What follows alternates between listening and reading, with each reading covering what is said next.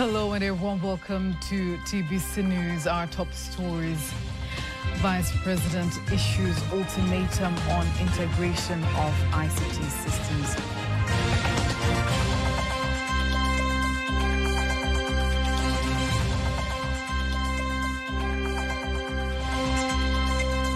Efforts needed to bridge gender gap in science. Demographics are improving. It's now 1 to 4. So it will take a while to reach there, but I hope we'll reach there. Good evening, I am Faida Ngaga. You can also follow us live via our YouTube channel, TBC Online. Also get all the latest news through our Instagram, Facebook and X pages at TBC Online. Vice President Dr. Philip Mpango has directed the heads of public institutions in the country to strengthen their cybersecurity control systems.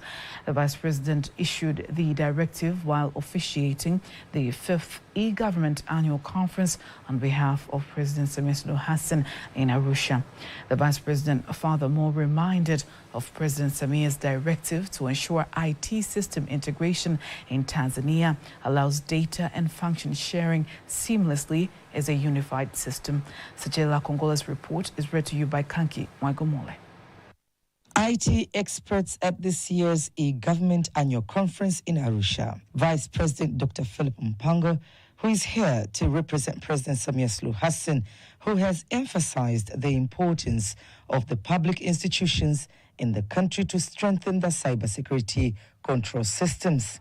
First of all, the Information and Communication Technology Department in the government institutions is important in order to simplify work and to facilitate the provision of services for the citizens. The issue of IT system integration in Tanzania, he insists the institutions that are not yet integrated to do so by June 30th this year. Mheshimiwa Dr. Samia Suluhu Hassan, Rais wa Jamhuri ya Muungano wa Tanzania.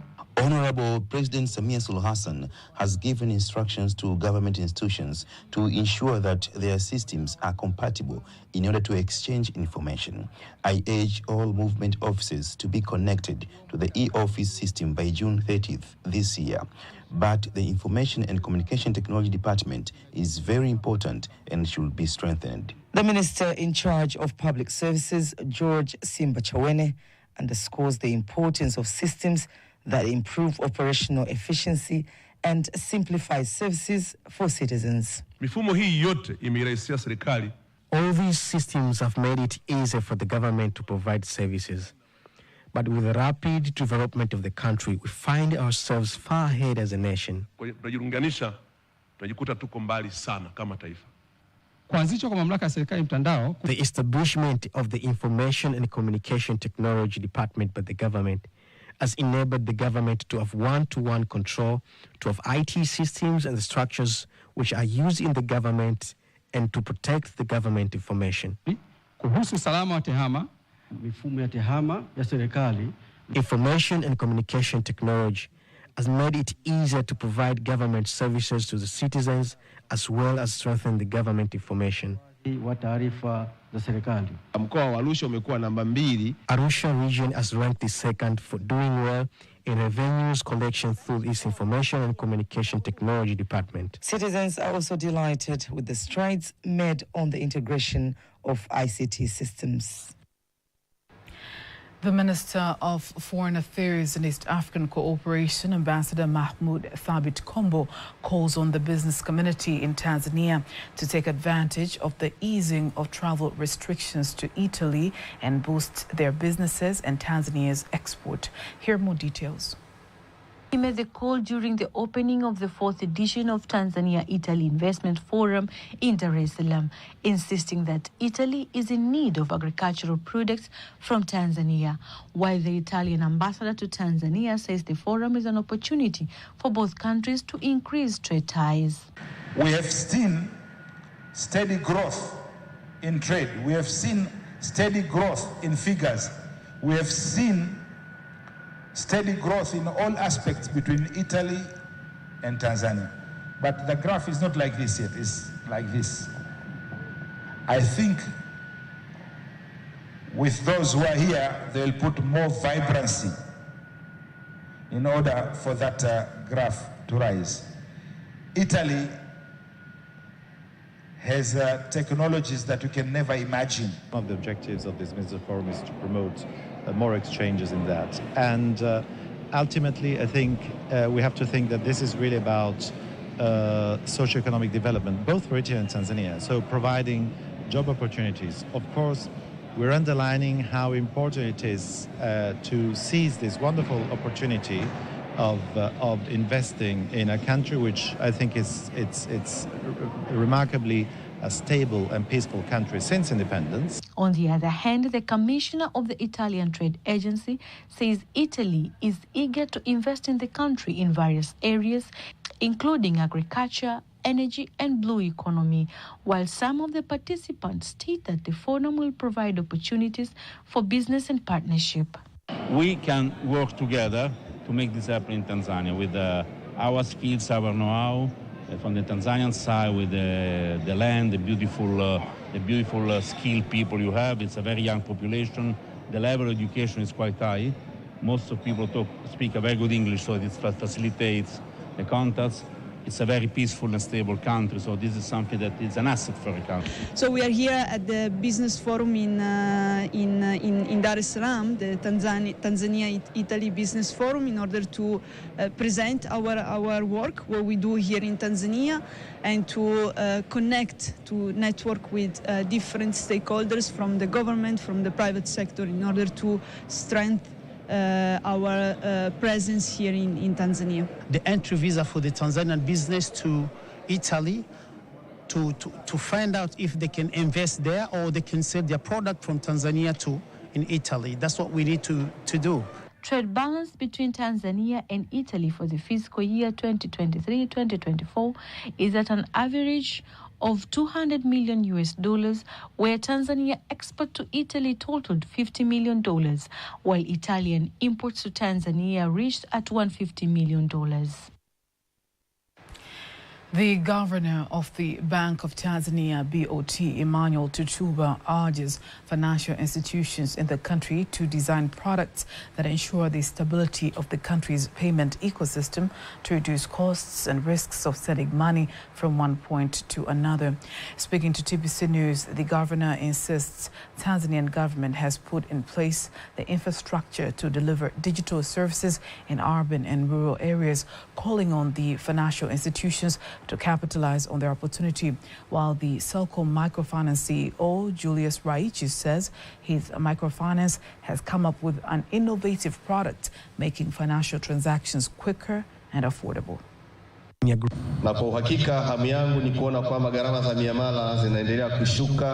My interest is to see the cost of transfers going down and reach all people, especially transaction customers. This is a direction of our country. We want to see transaction costs decrease and the use of the cash money reduced to a large extent as people use digital platforms. The government is still constructing the national optical fiber and the towers all over the country to ensure that the digital services reaches everyone. The investment done is the government's commitment to see the economy of the country grow at the highest speed through digital platforms.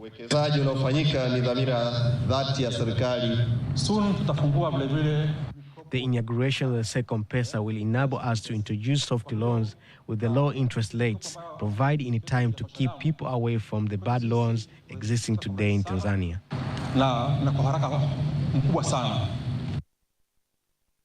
Since the Bank of Tanzania started to fund the Tanzania Instant Payment System TIPS, Tanzanians using financial transactions have increased from 16% to 76% in 2023 and is expected to multiply further to 80% by 2028. In other news, a call has been made for deeper community engagement on issues related to sustainable development goals set for implementation by 2030.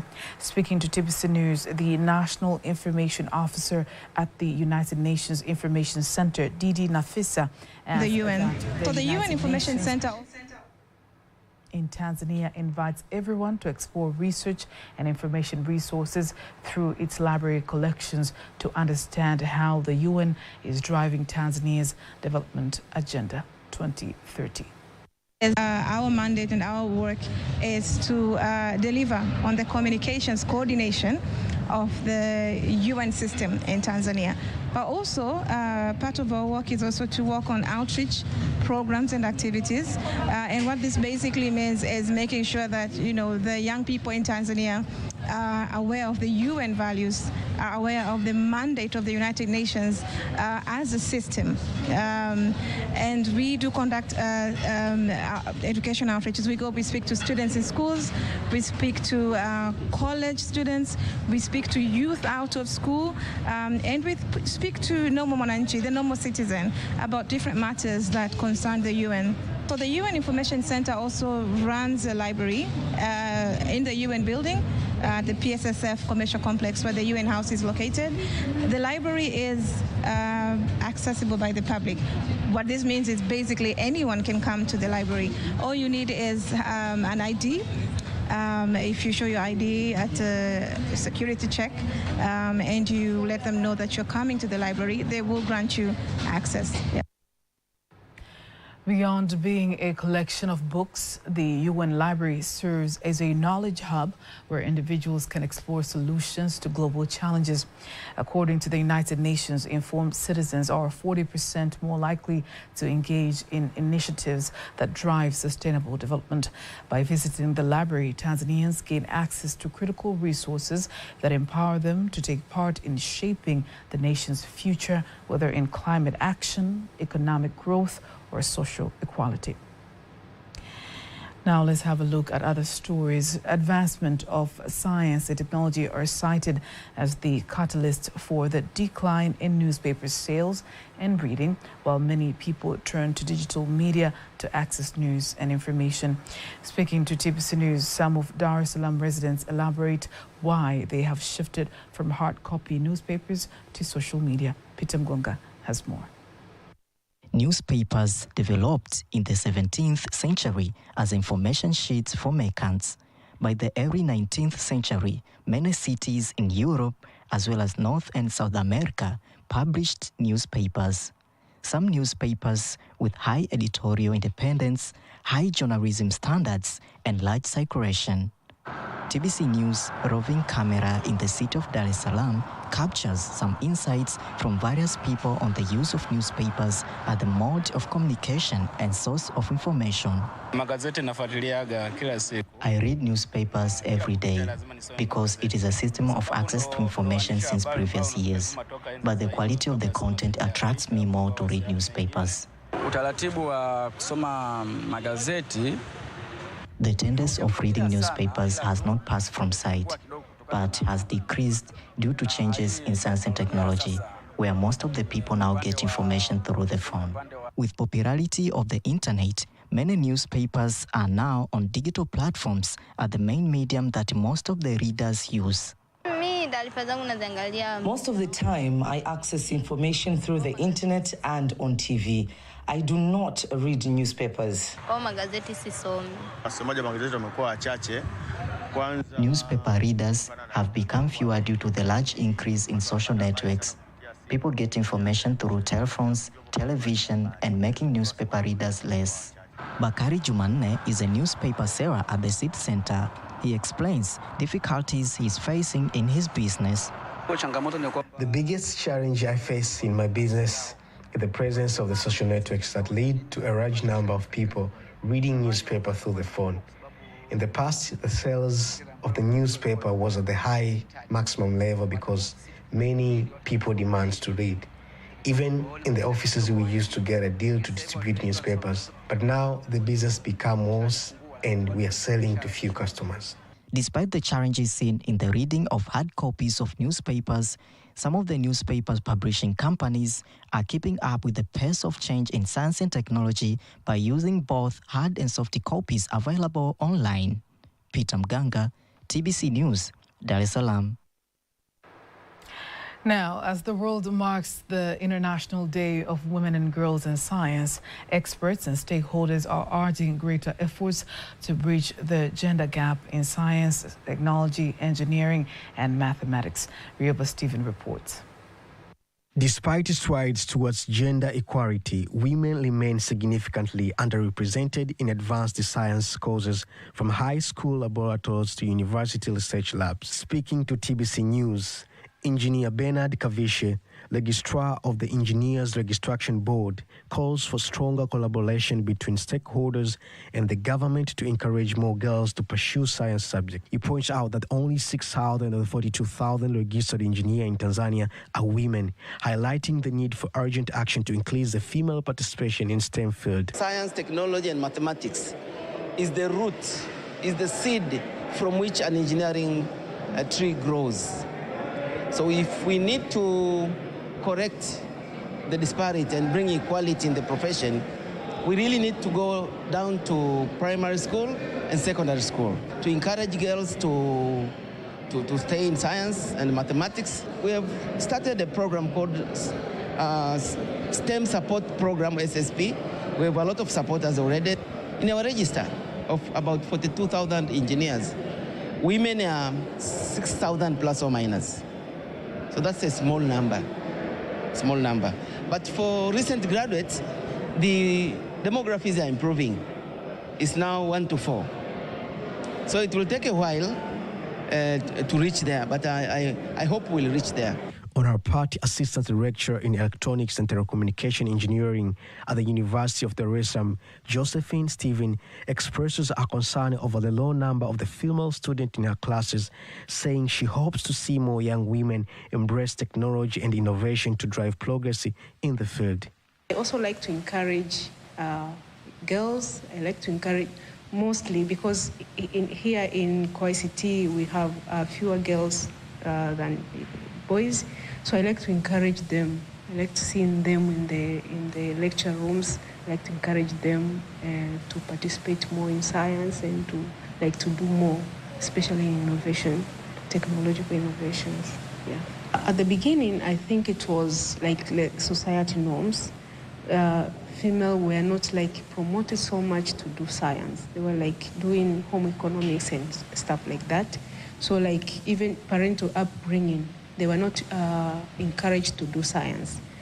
But nowadays, we encourage more girls to participate in science. So nowadays, there are more girls in science. I wouldn't say it was so much difficult, but it's just the perspective that the society keeps on in your mind, science subjects, or they're so difficult. But when you have the mindset that I can achieve this, then it's easy. With Tanzania striving for the industrial growth and innovation, ensuring more women participate in STEM is a key driving sustainable development and building a more inclusive future. Rioba Stephen, TBC News. And now, before we wind up local news, let's have a look at today's exchange rates according to the Bank of Tanzania, BOT.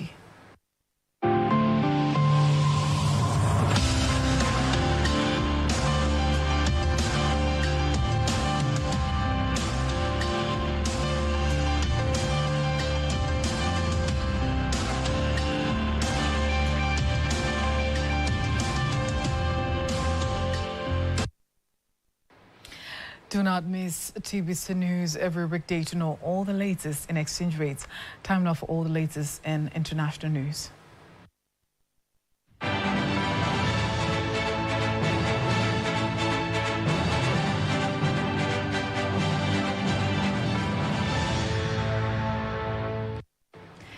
And here is international news as compiled and read to you by Lulua Mohammed. Egyptian Foreign Minister Badre Abdelati has told U.S. Secretary of State Marco Rubio that Arab states rejected U.S. President Donald Trump's widely condemned plan to displace Palestinians in Gaza and take control of the enclave. The foreign minister made the statement in a meeting in Washington, D.C., stressed the importance of speeding up Gaza's reconstruction while Palestinians remained there. Abdelati said that he's looking forward to working with the new U.S. administration to achieve comprehensive and just peace and stability. The U.S. President Donald Trump says the Gaza ceasefire should be cancelled if all remaining Israeli hostages are not returned by noon on Saturday. The U.S. President's intervention came hours after Hamas has said it will delay the release of more hostages and accused Israel of violating the ceasefire deal. While signing a series of new executive orders, Trump said he feared many Israeli hostages scheduled for release are already dead. And a court has postponed the start of classes for thousands of schools in southern Brazil as a heat wave threatens temperatures of up to 40 degrees Celsius. The heat wave hitting the state of Rio Grande do Sul, which usually has milder temperatures than regions further north, comes after historic floods in the state in 2024 that left more than 180 people dead. The start of the school year was pushed back a week at the request of a teachers' union, which filed a complaint saying there was lack of adequate ventilations and sufficient water sources for students. That was international news. Sports news up next.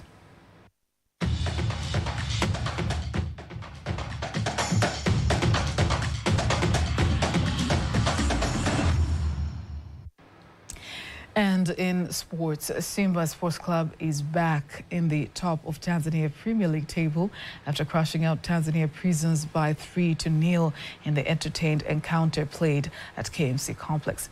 Simba Sports Club head coach Fadlu Davids says he has been satisfied by the performance displayed by his players, especially in the first half, and managed to score 3 goals, hoping that they do the same in the coming matches. We support those players, we support Chasambe. Each and every one of the players is part of us, and we support them. And I just want to also thank the players. You know, we showed that brotherhood that you could see beginning of the match where they announced his name, the supporters were behind him. And when he scored the goal, you know, the players are behind him. And this, you can't win the championships, trophies with just good players. You need a team, but you also need brothers. You need us to be united. And we feel that unity with the fans. Simba Sports Club tops the Tanzania Premier League table with 47 points, while their arch rivals, Young Africans, are in second place with 46 points. Azam FC is in the third place with 39 points. In other news, costume designers in the country have been advised to design clothing that reflect African culture in order to attract a market that will grow their business. Fashion designer Said Nde says in order to match the competitive market, the country's clothing designers should design more traditional clothing to meet the local and international market. Most of the people's purchasing these products from outside country only because of the design. So we have nowadays good materials, but what we are lacking is a good design. So we have to inject it in good designing, creating nice styles which will attract most of the people. Towards the holy month of Ramadan, the designer has already designed a Juba La Ramadan dress with cultural flavors to give stara to the people while in the streets and in houses of worship. That was sports news. And now, before we wind up the news bulletin, let's have a look at the weather forecast for the next 24 hours. Hello, dear viewers, and thank you for joining us for the next 24 weather forecast. By starting with the patterns, and for tomorrow we expect the light wind of 20 km per hour for Lake Victoria, Lake Tanganyika, Lake Nyasa towards the southern coast, and moderate wind of 30 km per hour for the northern coast. And the state of the sea is expected to be slight to moderate. So for tonight we expect Kigoma to Katavi regions are expected to feature partly cloud condition, thunder showers over a few areas. While for southwestern Highland, southern part of Morogoro to go southern region are expected to feature partly cloud condition, rain showers over a few areas. While for the rest part of the country are expected to feature partly cloud conditions. And for tomorrow we expect Kigoma to Katavi regions are expected to feature cloud condition, thunder showers over a few areas, and sun interval. While for the Tabora region is expected to feature partly cloud condition, thunder showers over a few areas, and sun periods. While for southwestern Highland, southern part of Morogoro to the southern region are expected to feature partly cloud condition, rain showers over a few areas, and sun periods. And for the northern coast, is expected to feature partly cloud condition, light rain showers over a few areas, and sun periods. And for the rest part of the country, is expected to feature partly cloud condition and sun periods. Let us see next 4 days forecast from different cities and regions. Dar es Salaam sun period is expected. The maximum temperature is 31 degrees. Dodoma sun period and rain showers are expected. The maximum temperature is 30 degrees. Bare rain showers and thunder showers are expected. The maximum temperature is 24 degrees. Mwanza sun period and thunder showers are expected. The maximum temperature is 29 degrees. Kilimanjaro sun period is expected. The maximum temperature is 32 degrees. Morogoro sun period is expected. The maximum temperature is 32 degrees. Arusha sun period is expected. The maximum temperature is 31 degrees. I'm Rebecca William from Tanzania Meteorological Authority. Thank you. Have a good night. And on that note, we're ending our news bulletin for tonight, but do not miss our next bulletin in Kiswahili at 11 p.m. I am Faida Ngaga. Good night.